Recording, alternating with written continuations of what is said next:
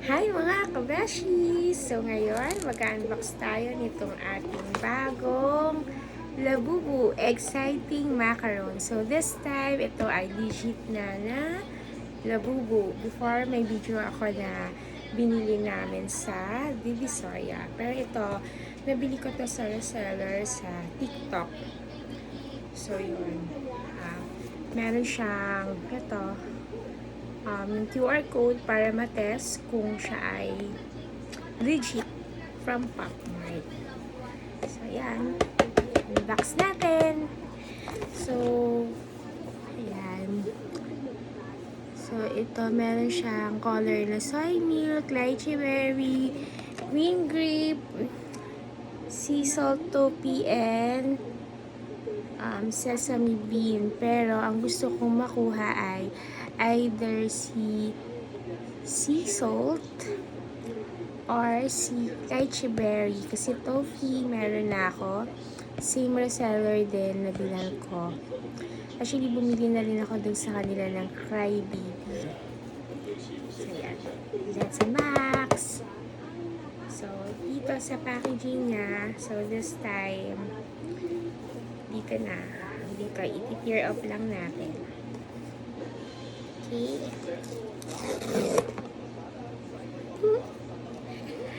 Ito siya titingnan, guys.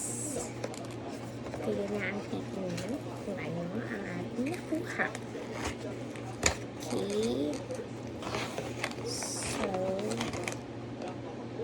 ito sisilitin. Sa inyo ka lang ipapakita. Oh! Akala ko meron siyang ganito. Let's eat. Ayan, okay. So, ano kaya to, guys? Sana sea salt or si lychee berry. Basta kaya?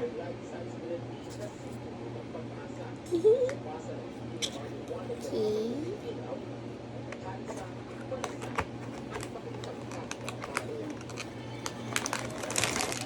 So, yan siya. So, hindi ko tinignan yung guys. Kaya. Sige.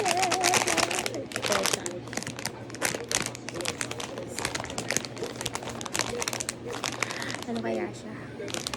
Sana sea salt, lychee berry, or secret. Kasi meron na akong toffee, diba? Kasi kaya naman nag-order ako ulit. Kasi gusto ko may partner yung toffee ko na Labubu. Okay.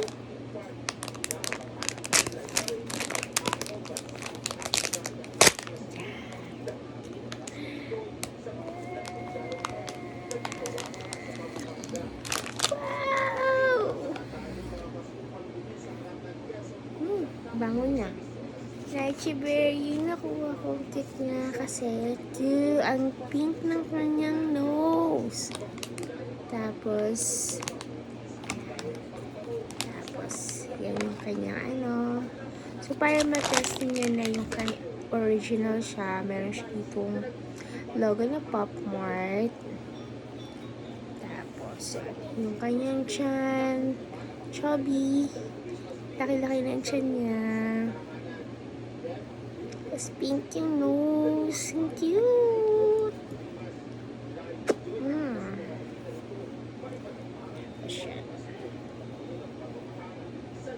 Ganda.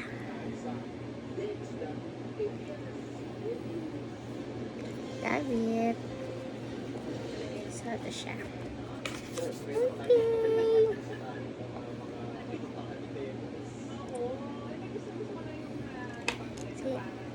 Okay.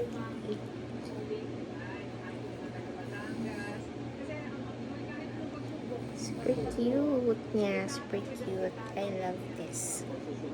So, dadamitan ko na lang to para maging siya. Hindi naman siya hubog. Kasi yung topic ko gagawin kong lalaki. I-costume ko siya ng parang sa Labubu na Fall in Wild. Kasi ito naman, magda-dress siya. So, sorry guys. Sorry mga beshi sa nails ko. Hindi pa ako nakapag siya. Extension kasi to. Pero hindi ko pa napapaayos ulit. So, excuse me sa aking nails. Huwag nyo nalang pansinin mga besh. Ang nabubuka na lang pansin nyo. Cute!